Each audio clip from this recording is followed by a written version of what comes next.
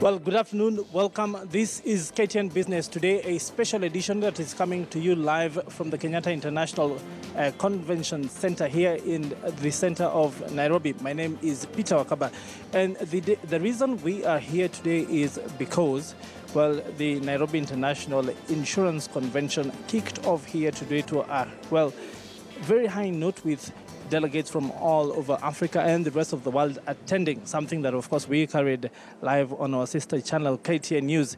And at the place where we are right now, this is, of course, where the Nairobi International, insurance exhibition open to all Kenyans is currently underway, having started yesterday and having been officially opened today by the Cabinet Secretary for, National Treasury. That, of course, is Henry Rotich.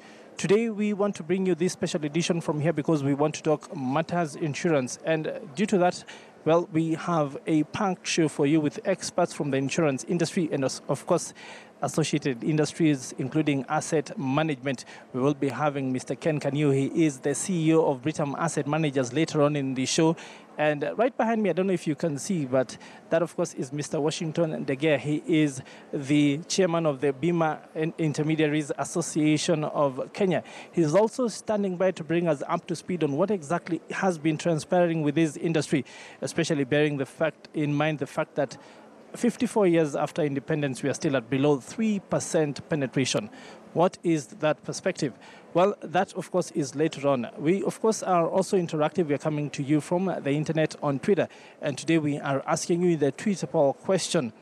Do you know about the insurance convention and insurance exhibition that is happening here in Nairobi? Again, do you know about the insurance convention and the exhibition that is currently going on here in Nairobi? The reason we're asking that question is to gauge what sort of outreach this event has been able to achieve. So, of course, do reach out to us. The hashtag is Business Today. You can talk to me directly on @PeterWakaba or use the Twitter handle @KTN News, and we will sample that conversation as the show does go on.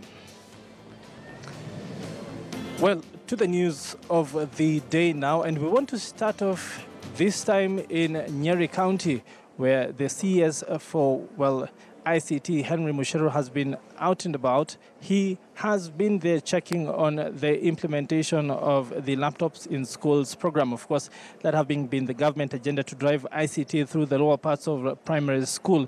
He has been on the ground to gauge whether indeed the program has been implemented in the way the government had designed it to be able to reach the peoples and be able to make a difference at that level.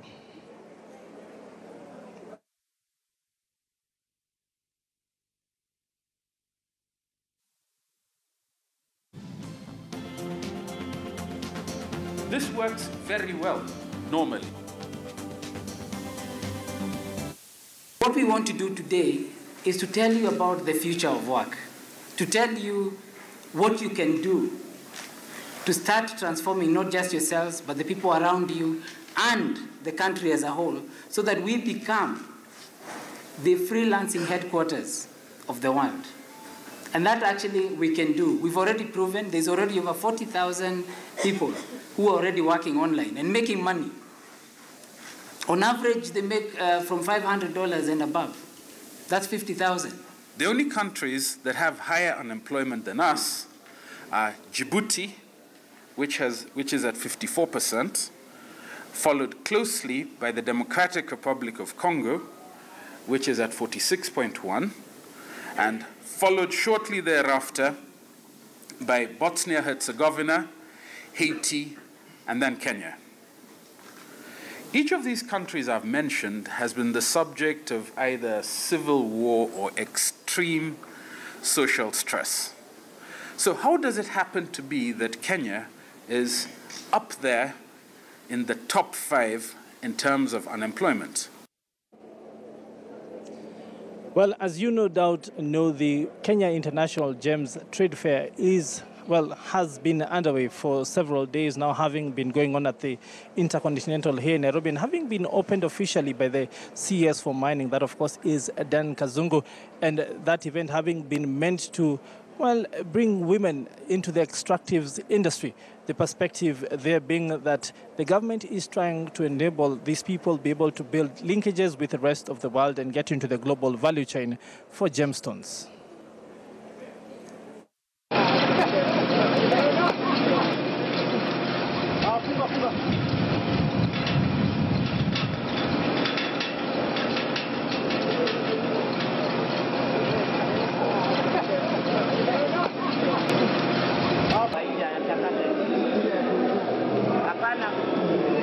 liko safi ndani. Unaliona kabisa ndani vile liko. Sasa juu ndio linatakiwa. Well, the Nzoia Sugar Company has suspended operations mainly due to a lack of cane in the region that has been brought about by cane poaching and poor weather conditions. This, of course, has seen production of cane dwindle in the region, especially with a high concentration of, well, sugar millers in the region that has seen the cane per capita that, of course, goes to each factory dwindle. This, of course, means that the company can no longer operate efficiently and intends to shut down until it can be able to find more cane to run its operations efficiently.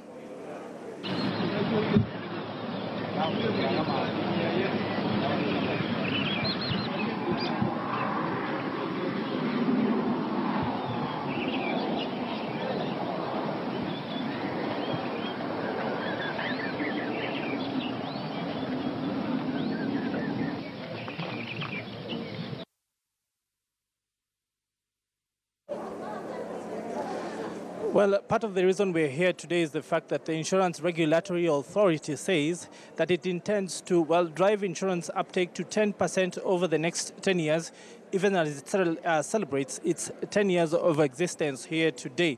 That perspective, of course, is going to be driven by the fact that it intends to help introduce the curriculum into the curriculum in both primary and secondary schools, a bit of, well, insurance information that will enable you start to learn about insurance as early as possible. We are working also on programs on inclusiveness that would include microinsurance products, microinsurance framework that we are developing, and we expect that we shall be able to roll it in the coming year, or before the end of this year. We shall have a regulatory framework for microinsurance. The authority also expects that once that regulatory framework is in place, we shall be able to license carriers for microinsurance products on their own. And of course, the mainstream insurance companies will be able to underwrite microinsurance products. And we are making in a lot of efforts to see that Mwananchi is educated on insurance matters. And the authority has rolled in a program that will run for the next 3 or so years to educate people on insurance matters. And we hope that this will assist us to penetrate and grow the insurance market. KICD has worked on a curriculum, so it will be rolled out to the new education plan that is coming on board in the next 2 years. We now want to recap our Twitter poll question, where today we are asking you, are you aware of the insurance exhibition and convention that is happening here at the KICC? Do reach out to us. The hashtag is business today. Of course, you can reach me directly on the Twitter poll, on the Twitter handle at Peter Wakaba, or reach out to us through the Twitter handle at KTN News, and we will sample that conversation as the show does go on. Well, why are we asking that question? We want to gauge what level of, well, consumer information this event has been able to get out there. And we now want to bring you to the event itself just to show you what exactly has been going on here, who the exhibitors are, and why they have been investing, well, their time and effort in coming here so far. And part of the exhibition here today, of course, incorporates the Retirement Benefits Authority, well, a government body that is mandated to be able to, well, help you invest and save for the future. We now want to go to their stand just to see what exactly is happening here today. Habari yako? Mzuri sana. Please start by telling us your name, who you are, and what the RBA is doing here today. My name is Daisy Onguti. I work with the Retirement Benefits Authority. Today we are here to create awareness on how to save for retirement. RBA is a pensions regulator in Kenya, so we are here to create awareness to the public that we are here to support them. What are the gaps you have seen so far in terms of the public? Would you say that people really do know they have to save for old age? And do you think being at forums like this is helping drive that information into the population? I would say that people actually know, but it helps to create awareness now. And what did you ask? Let me just prompt you right there. The fact of the matter is, by being here, you enable people who, well, are in town today to be able to come in and be able to get as much information as possible about the RBA and what they can do about savings for old age. How long are you going to be here? We're going to be here until tomorrow, so we hope to talk to people and tell them, people need to know their rights as scheme members. So we are hoping to create that kind of awareness, so that they know what rights they have in terms of pension. Yes. Thank you very much for your time. Well, indeed, that is a perspective from that stand. That, of course, is the RBA. They are mandated to be able to supply fast information to people who need to save for the future, to educate you on your rights, and also be the regulator for the rest of that industry. That is just one of the bodies that is here today. There are many other stands that are here. Right to this side, of course, this is the Britam stand. Britam, of course, is a diversified financial services group. And as you can see, they're quite busy because a lot of people are trying to, well, find different ways of, be it saving, be it insurance, be it any of the services that this group does offer today. I want to step right in. First to speak to, well, one of the people who are here. Excuse me, sir, maybe just step forward. Very quick, just to sample what he has to say. Habari yako? Please start by telling us your name. My name is George Muturi. Yes. George, what is the Britam doing here today? We are here to serve our customer. Yes. And also to have a representation on our products which we have for our customers. Yes. So far, I can see that the stand is very busy. What are some of the products that the company offers? I can see a list right there. Maybe you can read it out to us. We have pension, life insurance, health insurance, general insurance, unit trust fund, invest part, wealth management, offshore investment, retirement planning, and property. Yes. So what has been the, well, footfall so far? I can see people coming out. Would you say that being able to exhibit here today has seen you be able to tap into the customer market? Yes, these are assisting so much because most of our customers are now aware about our products. Yes. And also for those who are in other companies are now coming to say that Britam exists. Yes. Yeah. Okay, indeed. Thank you very much for your time, sir. Well, part of the conversation here, of course, the fact that besides insurance, that is the front end, what happens to the money that is then pooled so that people can start to say that they, well, can first get paid their premiums and secondly, are able to be paid their premiums as and when it is due. I have some people who have been standing by to talk to us. Well, one of them is the intermediary from, of course, the chairman of the Bima's Intermediaries Association of Kenya. Sorry, I'll just cross over to this side to be able to get a good seat. And I want to do a quick conversation, please. Just hold on to that. Before I move on to something else, just to sample what you are doing here today, just for a quick minute. What exactly are we doing here today? Okay, thanks so much, Wakaba. Yes. Bima Intermediaries Association of Kenya is basically an insurance agents association in this country. Yes. Encompassing the whole of the 8,000 insurance agents. Now, today, we have come basically to celebrate 10 years of insurance in Kenya. Yes. Ever since IRA was established. Yes. Way back in 2007, when it became a fully authorized or a full entity. Yes. Full government entity, basically catering insurance only. Yes. Yes. So what exactly is the importance for an organization such as yourselves? You represent part of the industry to be here today. It's very, very important because actually it's a very good question because what you're looking at today is awareness to the public. Because you can be, the most important thing today is that this is the first time it's happened to the insuring public. Yes. And you can be sure most of the members of the public have never heard, especially of the Agents Association. In fact, they are very surprised to hear that people have an Agents Association and they can be able to refer in case they have a problem with an agent in Kenya. Yes. And just to point out that we are waiting on other guests like Mr. Ken Kanyo, who's right now standing by so that he can come on to be able to give us an additional aspect of what is going on. Now, I want to move on with our conversation. The fact of the matter is that today in Kenya, penetration is still very low at about just 2.8% according to the regulator. Yeah. The regulator also says that we want to drive this to 6% by the end of the next 10 years. First, do you think this is achievable? And secondly, what do we have to achieve that, to achieve that? That is very, very achievable. Yes. Actually, what I say about insurance in Kenya is that we've just scratched the surface of insurance. Because we've looked at various modes of making insurance penetratable in Kenya, so to speak. Yes. We've involved banks. We've now looking at other ways like introducing like microinsurance products that have not been properly introduced. Yes. Because we need, actually there's a pending insurance act, microinsurance act, that has to be passed for insurance, for microinsurance to be properly regulated in this country. Yes.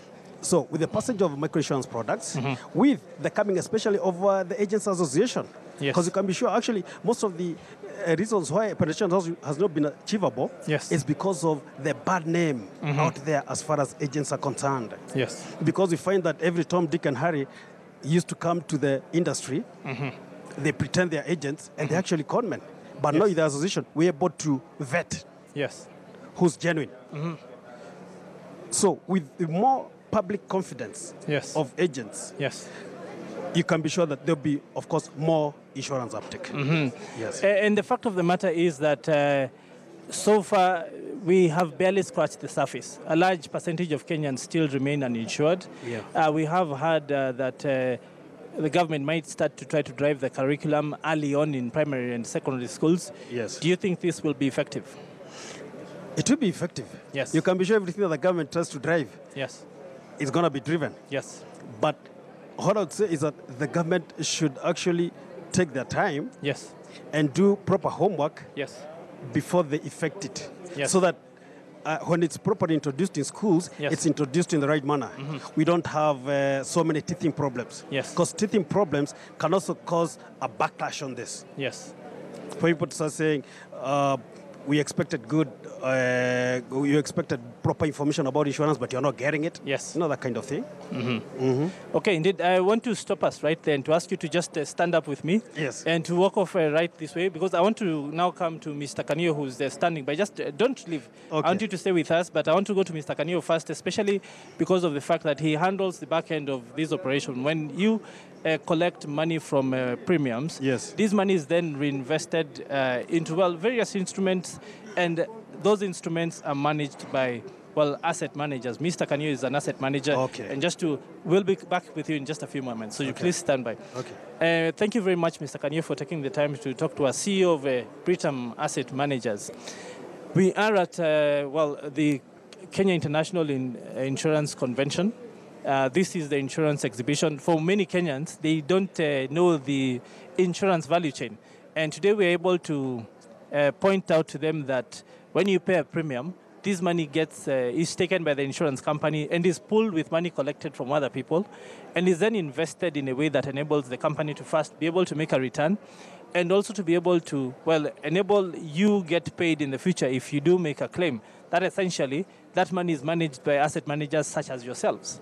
So maybe you can start by telling us something about Britam Asset Managers, who you are, what you do in this industry. Thank you very much, Peter, for having me here. I think this is a wonderful forum by the IRA as the insurance regulator to spread awareness about the general insurance sector, life insurance, and the benefit that such a service can make in people's lives around managing of risk, transfer of risk, and so on and so forth. We work very closely with insurance companies because we help insurance companies as asset managers to design a sustainable investment strategy to be able to invest these funds that they have for the benefit of not just policyholders, but shareholders as well. Britam Asset Managers is a subsidiary company of Britam Holdings.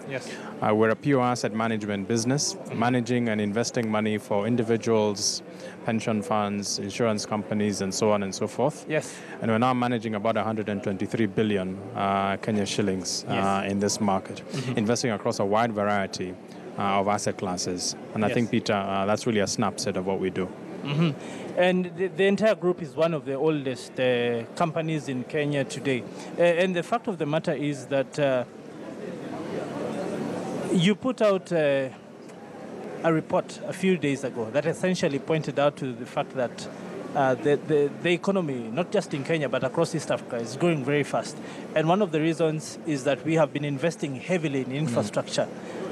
Lots of Kenyans don't know that it is funds like this that are generated from insurance companies that go into these sorts of things. Maybe please explain the linkages between what we are doing here today and the roads that people see, for example, the development of Thika Road. Thank you, Peter. As Britam Asset Managers, we held a press presentation last week where we spoke about the impact of infrastructure in the economy and some of the funding options. I think our message was, as you've rightly mentioned, that East Africa is among the fastest growing economies in the world as a region, Our GDP has almost tripled over the last 5 years to $157 billion. Yes. But we are fairly uncompetitive because of the lack of sustainable investment into infrastructure. Yes. So we have a lot of infrastructure bottlenecks, especially in a place like Kenya, where if you look at the number of container moves, they're not sufficient, yes, not well enough developed port. Yes. We've not been investing in things like roads and railway for quite some time, and all of that is a hindrance towards growth in summary, and towards trading, tax collections, job growth, employment, and so on and so forth. So our message has been that we have historically been seeking funding from commercial banks, Eurobonds, and some bilateral lending from partners like China, which is giving us about $13.5 billion a year. But if you look at the infrastructure requirement that we have in this part of the world, we are talking of more than $50 billion a year. So the funding gap is quite large. So our sense has been that this is now the time to begin to mobilize local institutional capital, especially from the point of view of pension funds and insurance companies, who collectively are holding more than $50 billion worth of investment assets, a portion of which can be deployed towards infrastructure development. At the moment as we speak, we don't have infrastructure explicitly allowed as a guideline or as an asset class by the Commission of Insurance. If you look at the retirement benefit sector, again, that is not a sector that is specifically provided for.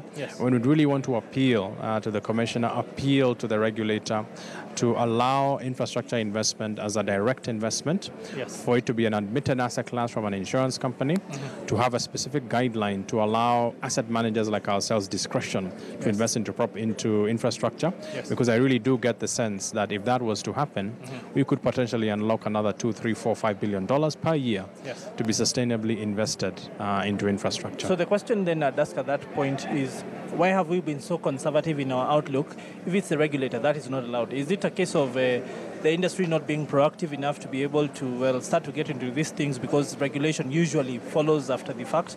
Or is it because the regulation itself is often slow and doesn't, so to say, mimic the rest of the world fast enough? My sense is that we have had ongoing discussions with our regulators, and I think broadly they have been positive. They have provided for a window for both pension funds and insurance companies to invest into infrastructure, but they have always been what I would call exceptional investments. The regulator needs to be notified. He needs to be aware. He needs to almost sign that off. We would want infrastructure investments to be structured in such a manner that they become normal investments, almost similar to fixed income, equities, and so on and so forth, so that as an insurance company or as an asset manager, you would have the full discretion to allocate funds into infrastructure assets. You would have the full discretion to then be able to see whether infrastructure as an asset matches your liabilities, and again have the full discretion to begin to say whether the investment return that is coming through from these infrastructure assets not just meets its cost, but also is able to generate a surplus for the policyholder and the shareholder. I think we have the capability to do that. If you look at other jurisdictions in other parts of the world, it is pension funds and insurance companies that own the roads, hospitals, bridges. They have funded the construction of airports. And I think it's about time that we were also able to mobilize this local institutional capital in the form of local pension funds and insurance company assets to also find a home in this area. I'd like you to comment on several other, so to say, symptoms that point to the sort of same thing. If you take our mortgage numbers, just about ballpark 25,000 mortgages across the entire market in 54 years of independence, give or take. This points to a real challenge in that sector. And there's a clear, very vivid mismatch between the need for, long-term funding and the sort of short-term funding that we see available through bank deposits and that sort of thing. Is what we are saying here today going to go in any way towards relieving that situation? Most certainly. I know we've been talking about infrastructure. But our Britam asset managers, we're also fairly passionate about the property sector. And we have seen historically insurance companies allocate money towards real estate and towards what I'd call the property market. A lot of the land banks in Kenya, a lot of commercial office, to some extent even residential real estate has been funded by insurance companies. But I think the message has been around securitizing this real estate in a manner that A, boosts investment returns for the insurance company, yes. and B, allows the participation of what I would call the general public towards these real estate assets that have been invested in by insurance companies. Yes. So as an asset manager, we would really be looking at structuring, and I think this is where we've worked very well with our regulator, yes. Structuring around asset-backed securities, mortgage-backed bonds, yes. to allow asset managers provide an exit for these insurance companies that have yes. invested into real estate, yes. and to then have the asset manager almost act as an intermediary between the investing public and the real estate that the insurance company has invested into. Yeah. So the legislation is there and the framework has actually been passed, but we're actually working quite closely as private sector players to make sure that we bring that to bear. Yes. But you're certainly right, short-term funding is not the way to fund a real estate sector. Yes. And the very expensive financing that we've seen coming through from mortgages and so on and so forth perhaps goes a long way in explaining why the growth or the uptake has been yes. fairly low. Yes, part of the challenge has been risk, either perceived or real. And other conversations point out to the fact that Kenya and indeed the region sort of need a catalyst. One of the large banks, for example, the Africa Development Bank, to be able to come in and start to de-risk some of these investments by first helping in structuring them, syndication, and also be able to, basically chart a way forward for people like yourselves and, bodies that have funds but which need to be invested in a structured manner. Do you think that would help move this conversation along?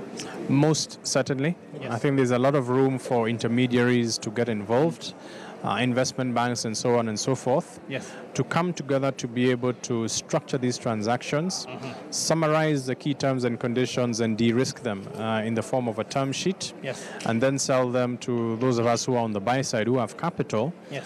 to be able to invest in some of these investments. I think what's been happening now is that as asset managers, we sit on the buy side, which means that we hold the funds. We have had to go out and actually structure our own investments and structure our own assets, which is not what is supposed to happen. Yes. So I do welcome the engagement of these investment banks, these commercial banks, bilateral funders to actually sit together, structure some transactions, and then syndicate them off to providers of long-term capital, like fund managers like ourselves. Yes. My final question to you. Well, Kenyans don't seem to be saving much. If you look at our national percentage savings rate compared to other nations, seems very low. What do we need to do to start to drive up our national savings rate? I think it's really, and that's a good question, Peter. I think the problem has been the culture that we've had as Kenyans. Yes. Because our culture has really lent itself towards saving, yes. but not saving through formal channels. Yes. So people tend to save through children. People want to save through real estate, so people are off buying plots of land and so on and so forth. Yes. People are saving through agriculture, through livestock and so on and so forth.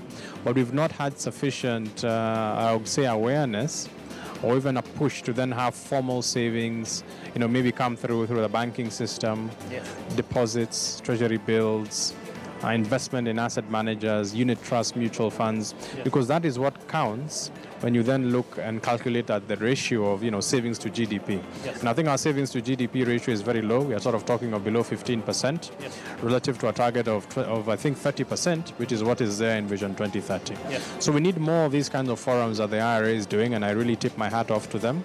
We need more awareness from the point of view of the CMA, the central bank, to increase the general population of people who are banked, yes. and then begin to actually inculcate them more towards what I would call the formal savings economy, the formal investment economy, yes. because it is only there that we can be able to mobilize the savings, which can then be deployed as a country back into investment and back into infrastructure. We're targeting 30%. Yes. You only have to look at a country in like Japan as an example, yes. on China, which are targeting rates well in excess of 70 to 80% of their GDP.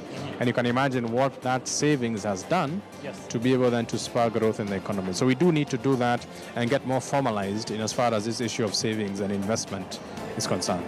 Okay, indeed, we'll have to stop it right there, but thank you very much. Indeed, very inspiring words, especially knowing that more Kenyans need to save in formal ways so that right. we can start to drive the conversation that even when Kenyans ask about Eurobond and things like that, why aren't we saving to fund those projects ourselves? Absolutely. Thank you very much, sir, for taking the time to talk to us. Thank you, Peter. Yes. Have a good day.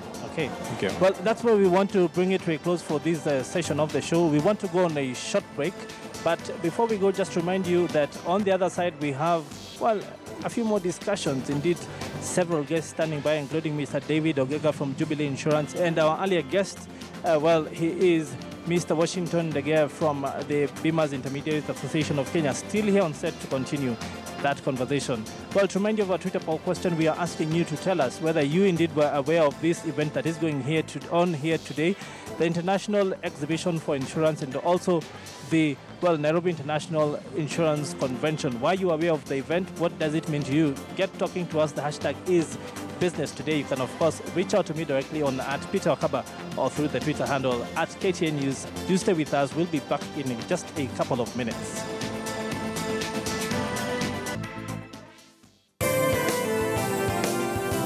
Business Today.